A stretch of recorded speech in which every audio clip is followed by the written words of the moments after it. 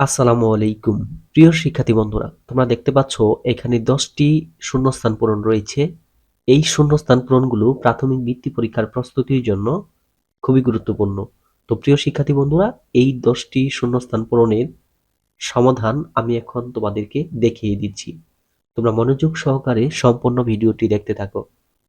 তো প্রিয় শিক্ষার্থী বন্ধুরা, ক নংটি দেখতে পাচ্ছ, গুণ্য গুণকের 500 গুণ। গুণক 100 হলে গুণফল কত? তাহলে দেখো এখানে যেটা বলা হয়েছে, আমি ক নংটা লিখে দেখিয়ে দিচ্ছি। গুণ্য গুণকের 500 গুণ, তাহলে গুণক 100, তাহলে গুণক যদি 100 হয় এর সাথে আমরা 500 গুণ করব। গুণ করে কত পাবো বলো তো? কত পাবো? 50,000। এই 50,000 কিন্তু গুণ্য, ওকে। আর এর সাথে আবার 100 গুণন করতে হবে। তাহলে এর সাথে যদি আবার 100 গুণন করি, আমি সম্পূর্ণ গুণটি দেখিয়ে দিচ্ছি না, জাস্ট উত্তরটা লিখি।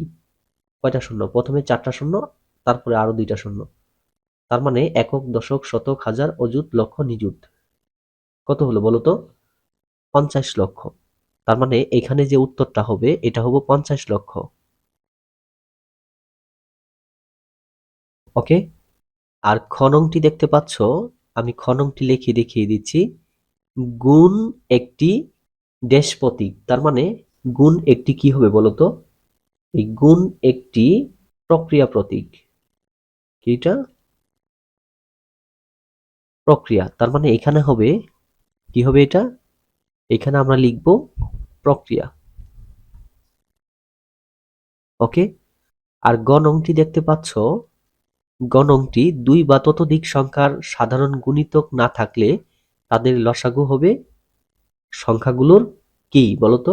গুণফল। ওকে। সংখ্যাগুলোর কি হবে এটা? গুণফল। ওকে। তার মানে এখানে উত্তরটা হবে গুণফল। ওকে। আর ঘ নংটি দেখতে পাচ্ছ, গুণ, ভাগ, যোগ, বিয়োগ এর আগে ড্যাশ এর কাজ করতে হয়। তার মানে এখানে 4টা প্রক্রিয়া প্রতীক রয়েছে। এই 4টা প্রক্রিয়া প্রতীকের মধ্যে সবার আগে কিসের কাজ করতে হয়? এটা অবশ্যই ভাগ হবে। কি হবে? ভাগ। তার মানে এখানে আমাদের ভাগ চিহ্নটা বসাইতে হবে। আর ও নংটা দেখতে পাচ্ছ, দুইটি সংখ্যার গুণফল 0.4002। একটি সংখ্যা ড্যাশ হলে অপর সংখ্যা হবে 20.01। এটার উত্তরটা হবে 0.02। ওকে। তার মানে এখানে বসাইতে হবে 0.02। আর চ নংটি দেখতে পাচ্ছ, এই যে চ নংটি, ড্যাশ সংখ্যার গড় 32 হলে তাদের সমষ্টি 160। তাহলে কোন সংখ্যাটির গড় 32 হলে তাদের সমষ্টি 160 হবে? তাহলে 160কে 32 দিয়ে ভাগ করলেই এটা হয়ে যাবে। ওকে। এটার উত্তর হবে 5। তার মানে এখানে হবে 5।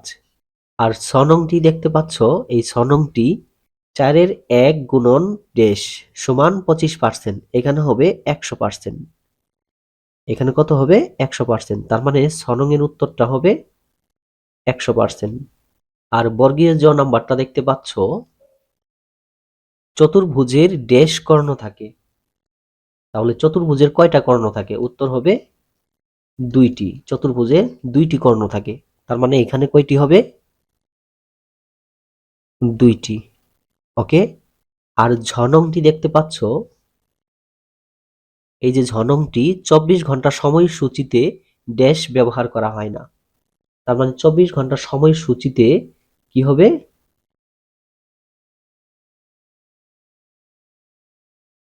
পূর্বাহ্ন ও অপরাহ্ন ব্যবহার করা হয় না। কি হবে? ঝ নংটা পূর্বাহ্ন। এই ঝ নংটার উত্তর হবে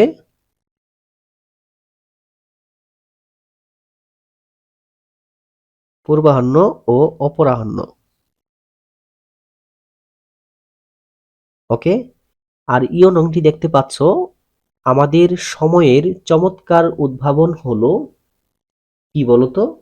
আমাদের সময়ের চমৎকার উদ্ভাবন হলো কম্পিউটার। কি হবে এটা? কম্পিউটার। তার মানে এখানে উত্তরটা লিখতে হবে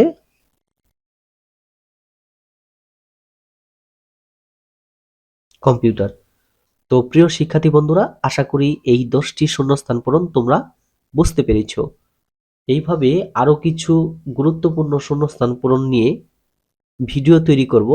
তোমরা অবশ্যই আমার এই চ্যানেলটি সাবস্ক্রাইব করে রাখবে, যেন পরবর্তীতে এই ধরনের ভিডিও পাবলিশ করার সাথে সাথেই সবার আগে তোমরা দেখতে পারো। তো প্রিয় শিক্ষার্থী বন্ধুরা, সবাই ভালো থাকো, সুস্থ থাকো। আসসালামু আলাইকুম।